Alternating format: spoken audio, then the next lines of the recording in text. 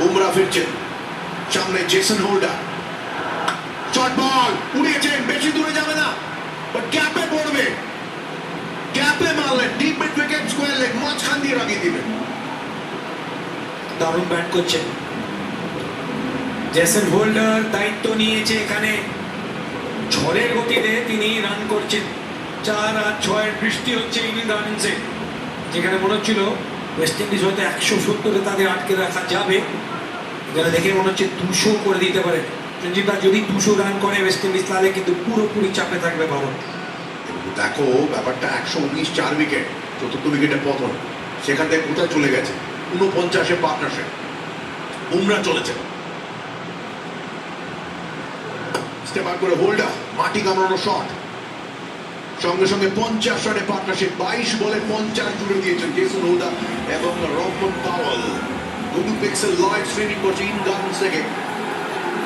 মানুষের উত্তেজনা, আনন্দ, সমস্ত কিছুর মধ্যে অসাধারণ ক্ল্যারিটি রয়েছে, যেমন ওয়েস্ট ইন্ডিজ টিমের ব্যাটসম্যানদের এই মুহূর্তে যে ক্ল্যারিটি আমরা দেখতে পাচ্ছি, সেই সময়গুলো আরো ভয়ঙ্কর হয়ে ওঠার চেষ্টা করছেন। রহমান পাওয়েল স্ট্রাইকে রয়েছে, ডেথ ওভার্সের পুরো ক্যারিয়ারে এই ফরম্যাটে 42টা ছক্কা রয়েছে তার।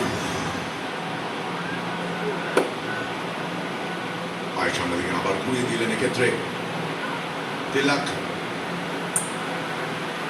দেখো সঞ্জিতা, পারপাসফুল ব্যাটিং। তুমি যদি দেখো বুমরাকে কিন্তু অযথা ওরা রিস্ক নেয়নি, অন্যান্য বোলারকে ছেড়ে কথা বলেনি। আর একটু আগে যারা কথা বলছিলাম যে 51 রানের পার্টনারশিপ, সামান্য 23 বলে খুব কম সময়টায় কিন্তু এসছে।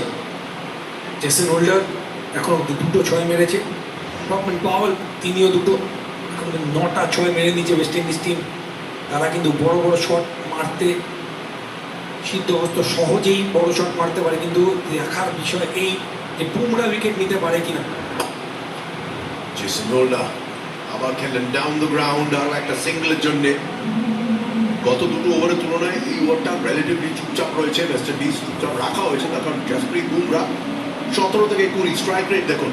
পাওয়েল 181-তে ব্যাট করেন, হোল্ডার 187, রোমারের শেপার্ড উনি তো আসেনি, বসে রয়েছেন, দেখা 187।